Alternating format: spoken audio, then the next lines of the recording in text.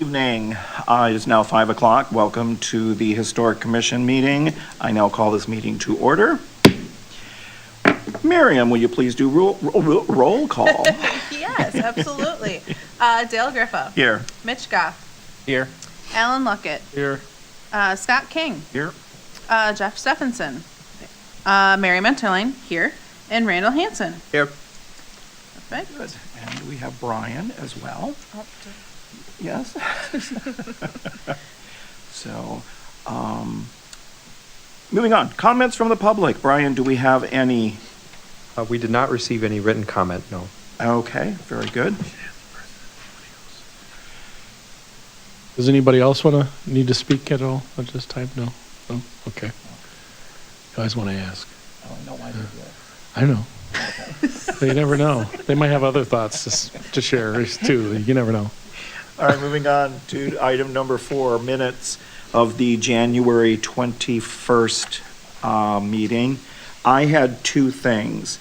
Alan, thank you for filling in for Miriam. Under new business, item 5, number 2, I just needed further clarification when you've got that in the second line, 2 terms that are eligible for renewal are Miriam and Scott. I was confused as to the language you used there. Well, I mean, they're whatever, if you want to call it, that they can reapply. So should we? Well, their term doesn't end until next year. Yeah, I know. Oh, no, I thought they were for renewal. No. They do. The current terms, the current 3-year terms, end in spring of this year, but they are both eligible for reappointment to the commission if they so choose. That was what it's about. So let's see here. 2 terms that are eligible for renewal are Miriam Enterline and Scott King. So, I suppose I could have put in there something saying, terms that are coming due, if you wanted that as a sentence, just saying that her term is going to end, but she can reapply, because you can reapply up to 3 times on this commission. Right. Whereas I'm terming out because Right. I filled like a 1-year term and then 2 full terms. Okay. And is that the same with Jeff? Yes. Okay. So, yeah, that was confusing to me, so I don't know. Okay. Because I was looking at it that her term is not up until next year. No, it's up this year, but she can reapply for the next 3 years. Okay, so is that an error then? There are 4 terms. Oh, no. I so apologize. I cannot read. I understand now what that is. I can rephrase it if you prefer. Yes, but, the public does not have this. I was not looking at that. Yes. We can put in parentheses, yes. terms ending. Spring of 2025. Got it. Yes. That now does make sense to me now, reading that. Okay. For 2. Okay, well, we can just put in parentheses after each person, terms ending spring of 2025, unless we put it as a sentence beforehand. I don't know if Miriam has any interesting ideas on how to wordsmith that, if she wanted to correct it, or if you want me to correct it, I can. I can correct it. It's fine. Okay. Somehow we're allowing that they're eligible for another term. Mm-hmm. I think that will clear that up. Also, for the next regular meeting, the date was wrong in the minutes. It should be dated February 4th instead of the 18th, which is our next meeting. Okay. I probably just copied and pasted and for some reason must have done. No, next regular meeting. Yeah. Whatever. It's today. These are the minutes from the Oops. last meeting. Sorry. Okay. I didn't have anything else, so. Did anybody else have any other corrections, additions, clarifications?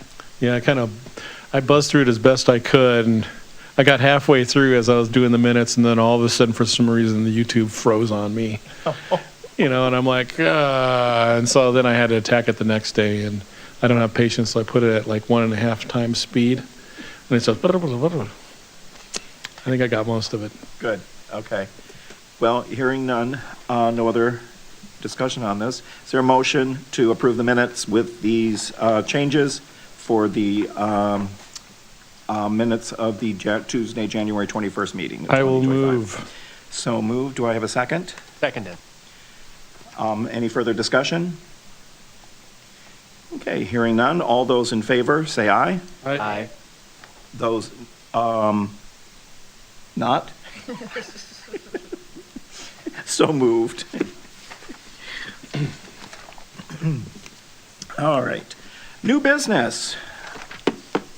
Review of Certificate of Appropriateness, 2025-01, 105 West Milwaukee Street.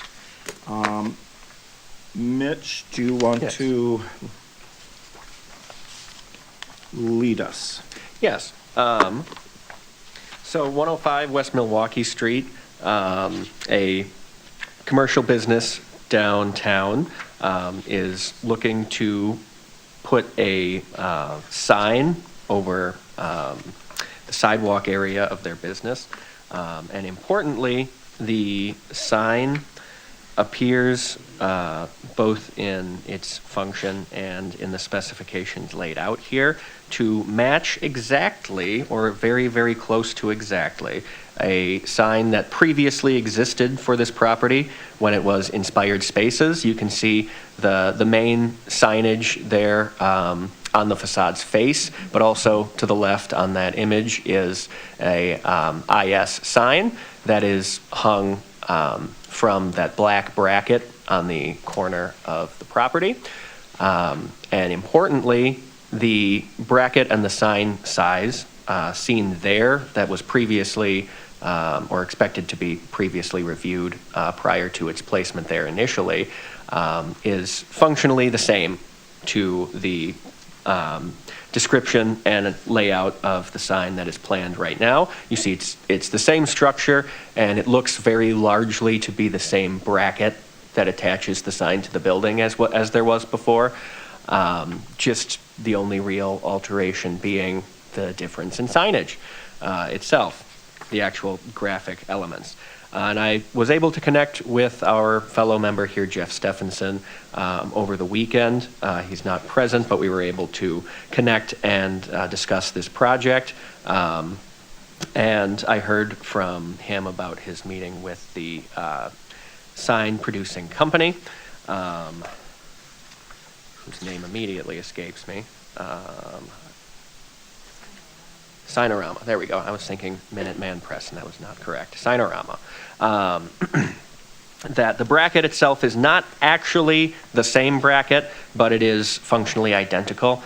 And aside from that, everything else seen here is reflective of a previous sign that existed on the property, and based on our review was likely already reviewed and approved for Inspired Spaces. So one question I have is, I know there was the original Inspired Spaces that was on the front of the building itself, so there's not going to be any signage there, just strictly the protruding sign, and that's it?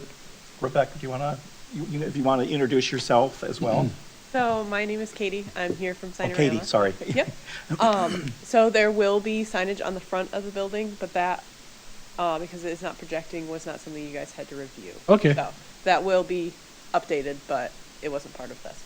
Okay, just curious. And it is actually the same bracket. It's just not physically the same one because they took it when they moved. But So is the, I guess, the same model of bracket? it is. Yeah. Yep. All right. The only difference is that that it needs to be within 6 to 12 inches from the building. So we had to add a spacer. The first one was approved that way without the spacer, but this time around we were told to add the spacer. So that is the only difference that will be between this one and the other one. And On the one picture that we've got here, I just wanted clarification. I think it is not this one. Nope. that there. Yep, you can see So that little it's the- thick of black That there. Yep. above Yep. there, yeah. Yeah, it'll just be Okay. a solid black piece that goes behind the bracket. Yep, So, to okay. give it that extra space. Well, I think it kind of fits in with everything in that stretch of street, so I'd move to approve it if there are any other questions.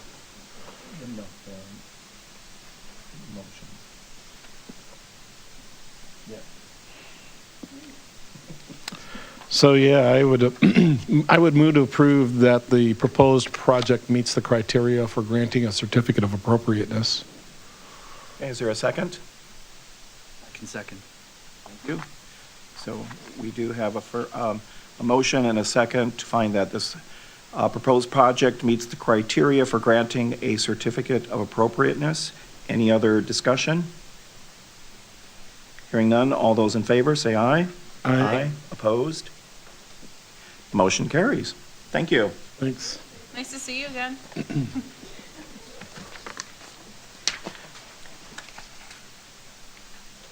Okay, moving on to old business. Actually, Oh, was sorry. it- Who seconded that? I did. Thank you, that's what I thought, Randy. thank you. Randall, yeah.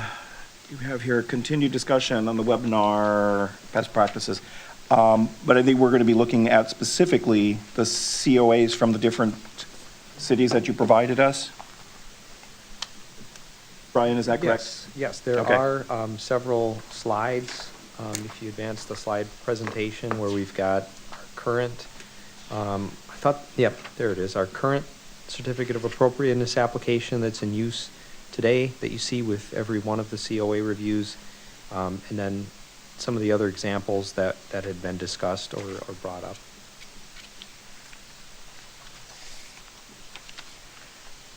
And then I handed copies of the Beloit's COA,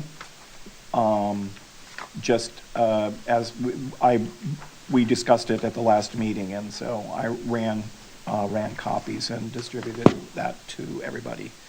So we've got one in the local, we got Evansville's, and I thought it was nice to have another town nearby. So thoughts on, Well, in the two that I had recommended would be kind of use as different types of examples was the Evansville one, which is very lengthy. And then the other one was the Batavia, Illinois, or one that was another one I was looking at. I was mainly looking at the checklist for the content because I know that we didn't have porches on our existing one, and was there nothing on fences either? Correct. So, yeah. so I mean, two things that are pretty much one of those easy fixes by a lot of local people without having to hire, if possible. So, wanting to have those on the list were kind of the reason why I was looking at these other ones. I went with kind of one that was a little too thorough compared to one that was kind of a simple two-pager. So that's why I kind of referenced those.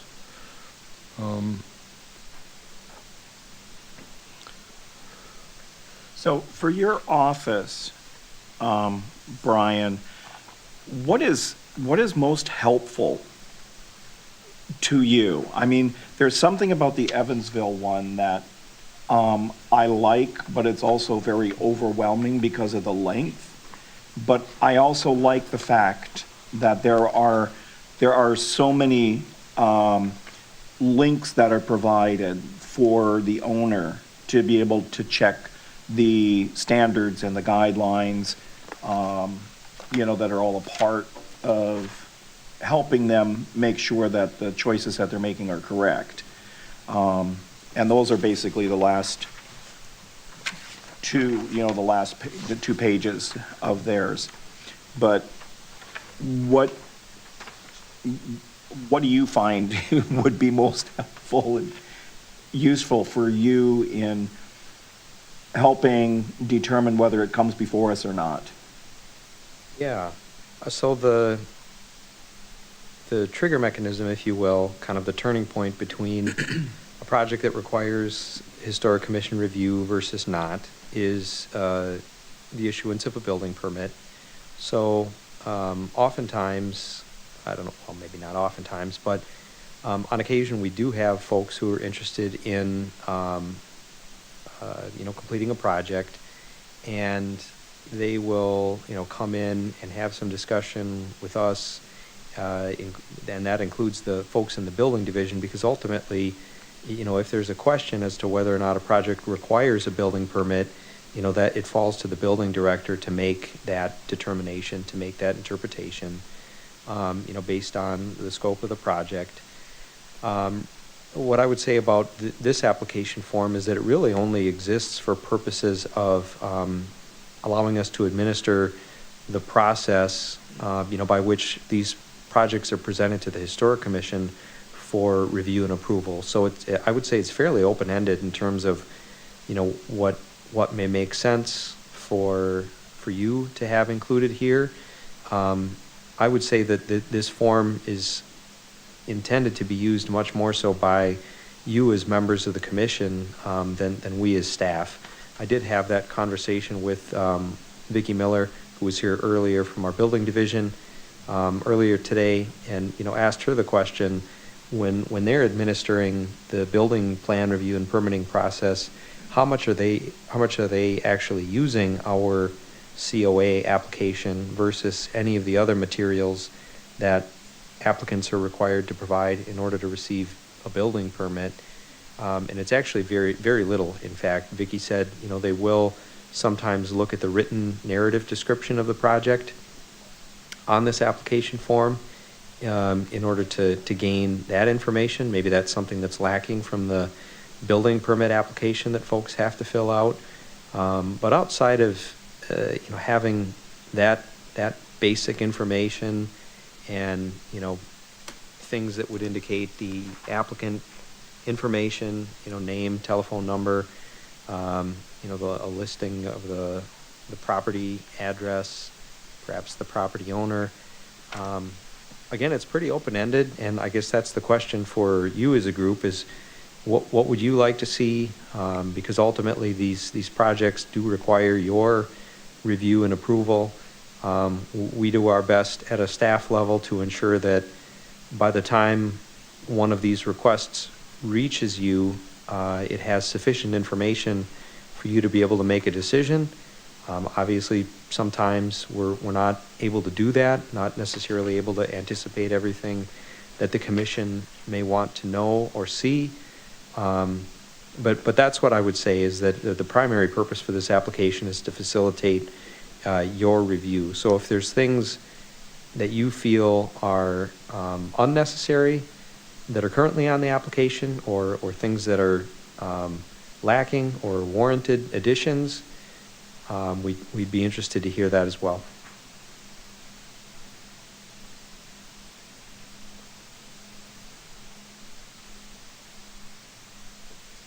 Any other comments?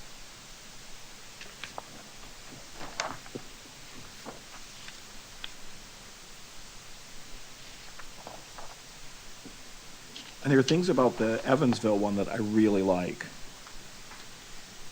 But I also, Batavia, the city of Batavia, there are many things about that are appealing.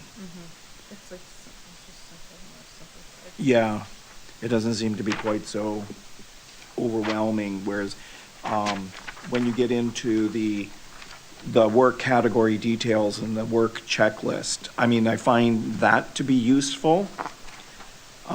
It's almost as if, trying to find a combination of the two, because what I'm afraid of with the information that is on Batavia's, the questions are posed, but I could see something getting missed by not having that sort of checklist and, clarifying the categories, and then your section 3 and 4, I just find that to be very, very useful. One thing that I wonder about, the Evansville one in particular, is it does cover a lot of specific questions, which for a historic commission is very great, very informative. But I do wonder if the questions posed might cause confusion to the folks filling them out. Some information might not be readily available, such as in Section 3, it says pursuant to state statute 62.237 EM2M, will people know what that statute is off the top of their head? Does this come with the state statutes attached? And similarly, in Section 4, you have a question, will the proposed work alter any of the distinctive features or historic architectural details of the property? And if I were someone filling this out for perhaps the first time, my question would be, what exactly is a distinctive feature?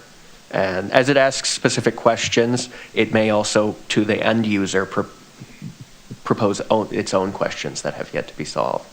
And I personally think that those kinds of questions, if somebody was planning on doing the work themselves, in a way, but typically when I have been working with outside companies, they've already been through this process. They already know exactly how to answer these questions. And so that input is going to be given to them in conjunction with whoever they've contracted with, because they're used to having to deal with the town or the city for building permits and having to, especially if there's a historical area involved, they're involved in that. So, but I take it, your point is valid. And would it be confusing? So. Yeah, if it's great when a familiar contractor works through these, but I don't think it can be guaranteed that every case would be handled that way. Yeah.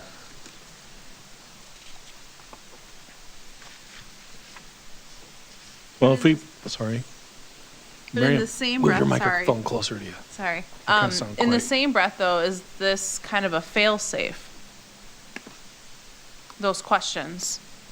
Because if you don't know what the statute, you would have to look there's some context to what that statute is. So, and also with the distinctive features, is that something that a contractor might have to learn or provide that information? Do you know what I mean? Instead of it just being kind of a yes, no to it, the contractor themselves would have to sit and think, is the contractor really filling this out, or is it the homeowner too? And that's my ultimate concern, is if it's the homeowner doing it, Yeah. how are they going to know heads or tails here? Right. Yep. But is that a way for the homeowner to be able to fill it out appropriately and mindfully, I guess, is the thing. So it's not just something that they're going to blaze through and it's going to stop, right? It's going to stop and make you think, oh, what does that mean? Versus just check marks. Yes, yes, yes, yes, yes. Or it's a roof and this. So that's, I guess. If they stop to wonder what something is or to seek out clarification, I think that would be a positive. Right. But I do wonder, is the clarification readily available? Is the statutes attached to this document when it's provided? Or is there an easy way to access that information if they have a question? Is that what Brian's office would they be the source then? If someone had a clarifying question when filling this out? Or? I'm not, sorry. Go ahead, Brian. It was mentioned earlier that, some of these application forms could include links. Certainly we could arrange for that to some of these statutes if that's desired. We are a resource for folks in terms of the application process, and oftentimes folks will call looking for information on where they might go to learn more about the criteria that the commission uses when you're reviewing projects. And so we do, oftentimes refer those folks to secretary's standards, secretary's guidelines, advise them to, navigate to the applicable section of those documents that governs or addresses the type of project that they want to complete. So it is kind of a familiar role that we have in answering those types of questions for folks. And if someone had questions related to the statutes, we could, at the very least, provide some basic information, maybe not necessarily go over that in fine detail with them or provide an interpretation, but we could at least provide some guidance on where to locate that, and perhaps if this was an online application form that they were looking at, it could be as simple as a web link.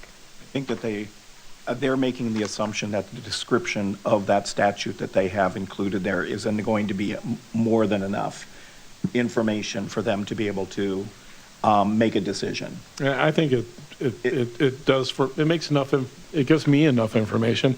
I suppose what we could do in that paragraph, if they were to rephrase it, is just have replacement materials and just do away with the state statute, and you could have a little asterisk below in the column down here saying referencing state statute, blah, blah, blah. So that way they just kind of know this is what's expected of them. I guess the other way we could approach this, depending upon which form we end up going with, is we could also do a little public service announcement for the city's website that might be 3 minutes in length, showing somebody how to fill out this application if it is a bit of a struggle based upon the information here. I think the one nice thing about, at least with the reference to the Evansville one, is that it provides graph paper. That's saying that we want to see something, and that's the big takeaway, because there have been some submissions where it's really rough. It's hard to tell. It's a box in a yard, and it's a shed, supposedly. But I'd rather see somebody go around the neighborhood and take some pictures of some other structures to kind of use that as a reference, going, okay, this is what I plan on doing. I plan on doing a 4 to 6 inch siding with 2 boards on the end to kind of cap out my garage and add this door. If they're going as far to fill this out properly, they're already going to have examples of content that they're going to be using to replace the existing, or if they're creating new. So I don't think it's overburdensome. Yeah, it's a lot of pages, but I think it does cover a lot of the bases that we'd need. It's either that, or people are going to look at the 1-page or 2-page versions of these things, and they're going to have to add a whole bunch of other material to it anyhow. Regardless of whatever gets submitted, it's going to have. It's going to be several pages in length. Mackenzie, did you want to weigh in at all? If she does, she's going to have to do it at a microphone. Yes. That one or that one? Yeah, take that one over there, because that's like the employee one by some people's standards. Okay, I was just going to say that, I think, and Brian can correct me if I'm wrong, but that we'll be able to, in our office, probably me, change the current application however you see fit. So what I kind of saw was maybe pulling certain things you liked from all different applications, and then and maybe even looking at our current one and crossing things out, so that you could come up with something that you like. I figured that I could create a draft, and you could look at that and change as needed based on comments that we receive from you guys. We can make something. So I think it's always easier to kind of see a physical copy and then be able to, especially when it comes to these additional check boxes, making sure that we're not missing something, or, Porch and fence. Yes. Yeah, definitely made those. So the current COA is not fillable online, correct? Okay. If I remember, it's not, is it, Brian? I don't believe so. I don't think so. I think it And is just a static PDF. I think that's one of the things that we would want to do, is make this available online. So much material is available online, and it's like, if you're looking for it online anyway, to be able to have that fillable online, I think is a huge factor. Yeah, and we can work with our department to see what we would need to make that happen, if that can happen and everything. Yeah, I guess the only thing you have to worry about when filling that, if it's fillable, is making sure it's got enough room for everything. So you might want to use the name East Milwaukee Street and its full spell, spelled out completely as like the longest name in the city. I don't know if there's probably longer names, but. Well, there is, but you also run into the problem that it doesn't necessarily fit into the space Yep. that you're given anyway. Yeah, so I would say like a focus would be making sure that we include all the information you want to see, but then also making it as user friendly and, easy to read, but also easy to understand. So with some of those different state statutes and things, just trying to make it a way that anybody could understand how to use it. And if there is something, additional information that we think may need to be provided, we could have a section or a links throughout. I think will help combat anything that would come up. Thank you. I really like the checklist, though, that's on the Batavias, or Batavia, however you pronounce that.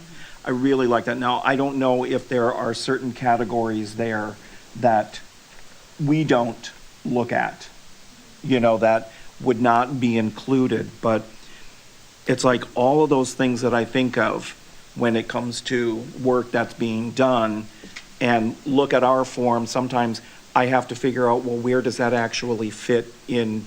What category does that fit in? Whereas I know porch, easy. And, I was gonna say, the Evansville one, I like how it has the second column, Yeah. so it's roofing and then it's replacement, repair. Right. So that it makes it flow so much better. Yeah. And I think, this popped in my head, but I think the Evansville one, this checklist you're talking about, kind of mirrors the Wisconsin tax credit application. Yes. Which would be helpful if you think about it long term. If someone's filling this out, these people that are filling this application out should also be filling out the yeah. historic tax credit. Yeah. Right? Most of the time that we. That would be that would- good, something that we should advise people to do, especially if Yeah. it's going to be a high But if ticket it's item. maybe mirrored like that, then it'd be easier for them to do the. Absolutely. They've already done most of it once. So, Yeah, I guess if anything, when talking about the additions, we said fence and porch. Another one would be, and taking from the Evansville one, the new construction. So, it could be an addition, it could be an outbuilding, because we've actually had to review one where somebody wanted to put a shed behind their property. So, those three things I think are significant things that should be on this checklist. and just out of curiosity, Brian, what is the stance on satellite dishes? That's a good question. Again, the tipping point is whether or not it's something that requires a permit through the building division. And I don't know offhand. I have a suspicion that, I guess I don't know how many folks are installing new satellite dishes on their homes for the purposes of, receiving television anymore, but a small, dish like that attached to your roof or to the side of your house, I don't know that would necessarily require, a permit every time you switch TV providers, but perhaps there are other instances, folks who are, have some kind of telecommunications hobby and maybe you're interested in having something a bit larger. Ham radio tower? I don't know if there's, a certain size in terms of a dish that requires a permit versus not, but that's ultimately the question, is if it's something that requires a permit, it has to come to you first. If it doesn't require a permit, it doesn't have to come to you. Yeah, I wouldn't think that antennas, unless it has to be licensed, would be an issue. It'd be something like a ham radio tower where they'd have to be licensed for it. No, I'm just thinking of some properties that have, but that are in the overlay district, but that's not what those homes are meant to look like. With the satellite dish on it? Yes. Oh, I got brackets on top of my porch because somebody had a satellite dish at one Yeah. point in time. the bracket's still there. And I but- know that like even with solar panels, with some of the homes that did get approved, the way that they're mounted on the house, you don't necessarily see it from the street. You know, so it's, they're allowed, apparently, so. Well, they're basically allowed regardless of our opinion, because if we wanted to end up changing anything that's going to diminish the cost or expense for a solar panel, then we can't do that. So our hands are kind of tied when it Yeah. comes to solar panels on historic Yeah. homes. So I'm just trying to think, you know, long-term and broader, you know, are all of the things included that we want? Because that's what's happened, is that we don't have all the things that are not clearly defined on our COA, so. And if I might, it can be a living document, if you will. You know, nothing's to say that we don't make this modification, adopt a new form, and discover shortly thereafter that we missed something. It's always going to be possible, I would say, to add things, to eliminate things, to make modifications based upon what we find is best practice, you know, here in Janesville over time. Are these pre-printed, or we just print them out as you need them? I think we maintain a small stock of them at the front counter, but not to the point where we'd be worried about replacing those, you know, with changes to the form. Okay. Is the parcel number and all of that kind of information important for you?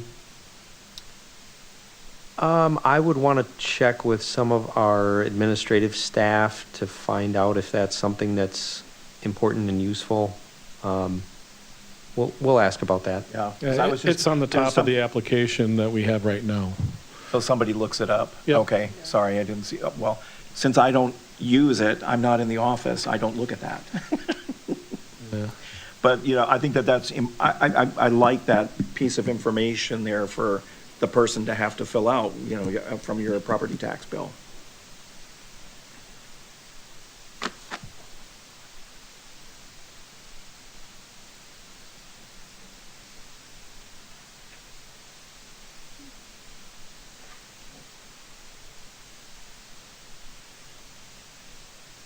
So what are our next steps? What would you like to see happen?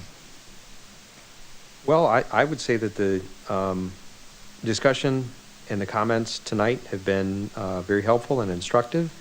And, you know, if you'd like, we as staff can, as Mackenzie said, put together perhaps a draft for you to look at. I would ask that you give us some time to do that. I don't know that it'll necessarily be at your next meeting, but perhaps in March, where we'll come back with a draft for you to look at and comment on for further revision and refinement from there. Yeah, I think if anything, you know, since there were comments about the links that were on other applications, I mean, a lot of that information we could also put on the city's website, because if somebody's already going to those links, they already know how to navigate the internet. So, Yeah. Oh, yeah, yeah. The only additional thing I would say is, I would like the city logo on it. there you go, squiggly tree. Yeah. Make it more official. Yes. Yeah. Did, Randall, Scott? I agree. I just think that how this one flows is so much better Evansville? with that. You just keep kind of going with it. So that would be, I think, a good improvement for ours. Yeah. I do like the section, like section 1, I- okay, yeah. and then section 2, I like that I- spelled out. yeah. It's nice too. Maybe take a gander at the one that's on, you know, for the tax credit, as Miriam was mentioning. Oh, yeah, yeah. That might be a good way to go. I was just looking at mine, the one that I had submitted this afternoon, and I didn't even bother to. I saw it, but I didn't see it. To make the comparison. Because, yeah, when we were talking Yes, about this, that yeah. reminded me of Yeah. the tax credit one, because I filled that, I'm like, oh, yeah. Yeah. that's- Now, what's the dollar amount for the tax credit one? 10,000. Okay. Now, you can combine multiple projects And as long as it totals over 10,000, then you submit it all as, sort of as one deal, even though it's separate projects. So, Scott? I was gonna say, if we're gonna keep the same structure of what we have, modernizing the look would be nice, in a la, Evansville. Yeah, okay. Mitch? I'm pretty sure I'm the odd one out here, disliking a lot of what I see on the Evansville version. There are some important points that I think would be valuable to pursue, particularly the Section 2 checklist, especially if it does indeed match the tax credit checklist. I think any synchronicity we can do with any other thing that homeowner or property owner might also be doing would be very helpful. However, there are additional considerations that give me pause about this structure. And I continually hearken back to the experience of the end user. We can't guarantee it's going to be a contractor or anybody who's seen these forms before. And I think it makes that particularly important to make it as broadly accessible and both functional for our purposes. And I think we have some examples here that go a little far in both directions.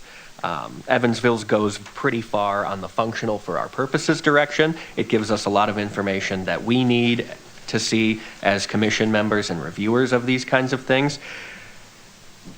But from the layperson perspective, you know, if I was just somebody who happened to own an old home and needed to patch something on their roof or replace some drafty single pane windows, and I come down to my seat of local governance and I see this, my eyes would just glaze over. It's front loading a process, and front loading a process obviously gets a lot of information that is needed very quickly, but it puts a lot of labor at the very first stages, and that can make a lot of people balk at the process as a whole, particularly if they're not used to it, or this is the first time they're engaging with it. And there's a lot to say about first impressions that can be made both by people and by the forms created by people. And I don't know if the first impression from the layperson's perspective is the ideal one from the Evansville side, despite the functional importance it gives to us as commission members. And so my interest is far more on the Batavia style structure. The checklist is great. I feel like it could be more cohesive to the Section 2 on the Evansville side. But other than that, I think the checklist function really can do a lot, or it can do a little, and it depends on what organization, commission, or local government wants it to do. So I feel like the Batavia structure is probably the most ideal for the user enjoyment as well as functional informational provision for us. However, there are some areas where it doesn't quite go as deep as it probably should, and I think the perfect example of that is that checklist. It could go into several different categories or subcategories and be even more helpful for us without being overly inundating or troublesome to the layperson's eye. I think the balance that we can all agree that we need to find is how do you keep it with a page and a half, while also getting all the information? That'd be helpful. Yes. Yeah. I think the goal should be a page and a half. So, correct me if I'm wrong, what starts off the process is getting the building permit.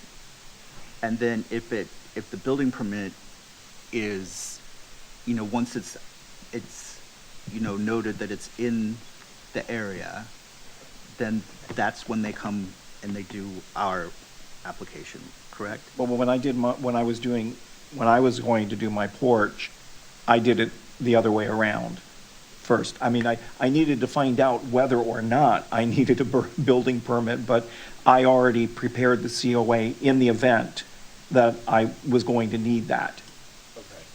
You know, and I think that they go hand in hand, especially in the overlay district in particular. Those two things go hand in hand. So, in your experience then, doing both, the information they wanted on the building permit was a lot more than what we have here, correct? I don't remember it being like that. I think the way it really is if somebody were to come in to get a building permit to do something, they'd already have plans, they'd already be talking about how much money it was going to cost for them to do that project. And when they would come in to submit it, then all of a sudden, staff would go, hey, you know what, you should be doing a certificate of appropriateness because you are in this historic district. Now, they end up filling out the other form instead, but ultimately there is the list of, okay, how much does it cost for you to do that, whether you're doing it or not, and then you know, the building permit, I remember it being kind of simple by design because I had already provided examples of what I was doing, so ultimately it really was just kind of like my graph paper blueprint that was submitted along with filling out the basics of the form. But it's a real basic form, and I did it right there at the counter, had my checkbook on me, and I'm sure anybody could say, hey, you're missing this or you're missing that. And then they immediately called for, you know, Vicky to get her opinion on a certain item, you know, if I had to change or whatever. And for me, it was going to be whoever I was going to contract with, they were going to take care of getting the building permit. So I would not even be involved in that process. That's something that the company would be, they're used to doing that, applying for those building permits on your behalf. So, Yeah, so most, that's why I didn't even, that wasn't even on my radar to fill out because I was told they would take care of it. So would they have taken care of this also? No, they would have, at the time that they said, that, you know, it's like, well, now you're going to have to fill out a COA. Right, but if you would have gone, so the contractor filled out the building permit that you had, right? If you wouldn't have been involved in this, you know, already, would they have done the COA or would you have done That I don't know because They would have because I been am flagged. here. That's why I knew that there was going to have to be they that. they would have been flagged of it. I mean, there's certain, you can drive around the Courthouse Hill District and see certain people that have put in things that they shouldn't have without a building permit. But if you're going for a building permit in that district, it gets flagged, they're aware of it. But, yeah, but I mean, I could probably point at 3 different properties in the Courthouse Hill District that built something that they didn't get a permit to do. And we can send Brian, sick Brian on them, tell them to tear down that pergola or whatever it may be. I didn't say that, did I? I guess the only reason I ask that is because if we're talking about somebody's experience, you know, if they've gone through all this with the building permit, then this seems like it would be a lot less of an ordeal to fill out than, you know, on the steps, I guess is what I'm saying. Right, right. COA's first, building permits second. The one thing that you know, under the for Evansville where they've got the other, you know, I think it would be nice to have some suggested others that don't fall necessarily, you know, that were on the Batavia's list that would be on our list that would fall, but don't fall into the other major categories, you know, as opposed to other because, you know, I mean, if we had had like an other on ours, that's where I would have put fence. Like pergola? Yeah, pergola. So, Mitch, did you have anything else that you wanted to add? I guess tiny thing I immediately notice is that City of Batavia's pretty extensive checklist doesn't include garages or outbuildings.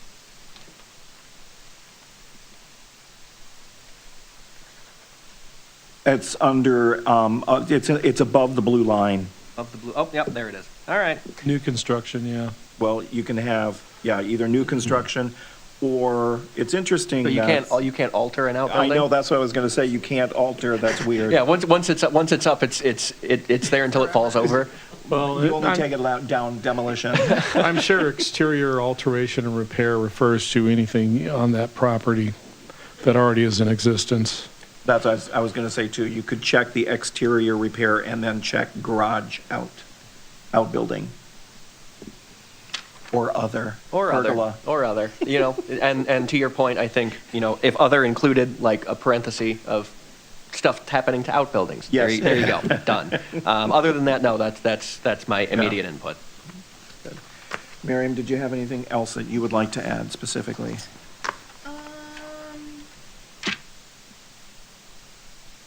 I understand ease of use and wanting that, but I also, when I see the Evansville one, as a homeowner who lives in a historic home, I take this form really seriously, that I would sit down and really think about it and really take the time and go through it versus some of these other forms. So this also makes me feel that, especially with some of the wording and things, that they mean business, and like the historic commission is really gonna take a look at this and be very serious about it, which to me as a homeowner who's would fill this out would make me take this seriously and fill it out and know that there's just taking the time to fill it out. So yes, it might be longer and take more time, but I also feel like that's not a bad thing sometimes. Right. Because we are a serious commission and need to be taken seriously, and it's not just something we like roll over. So that's how I feel about the tax credit one too. That it's something that you're taking time. It's not just like going to take you 5 minutes and then you just submit it. It should be like very mindful of the process, and that, we are a member of, how many of us, and we spend our Tuesdays. So it is something that's important. So I think this portrays that to me. So Yeah, I think too, JATV records these meetings, and I'm sure they would be more than happy to help create a public service announcement on how to fill out these forms. If we felt like they needed some help and some guidance in order to direct people where to go.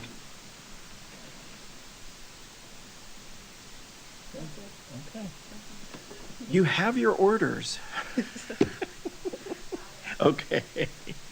Thank you, Brian, and Kenzie, thank you for letting us discuss this and sort of brainstorm, and hopefully you've got enough information to sort of glean what potentially is going to be a new COA form.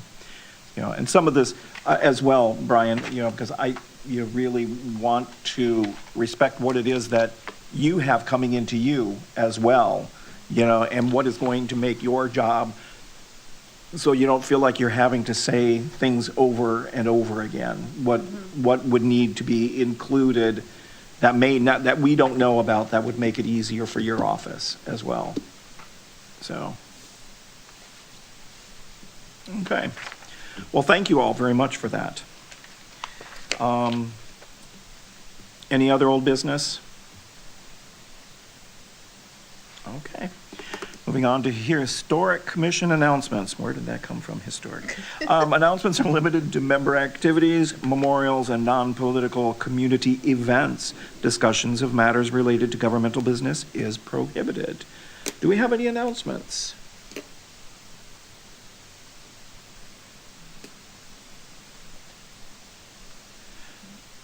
Hearing none, our next regular meeting will be Tuesday, February 18th. 2025, 5 o'clock, right here in the City Council chambers.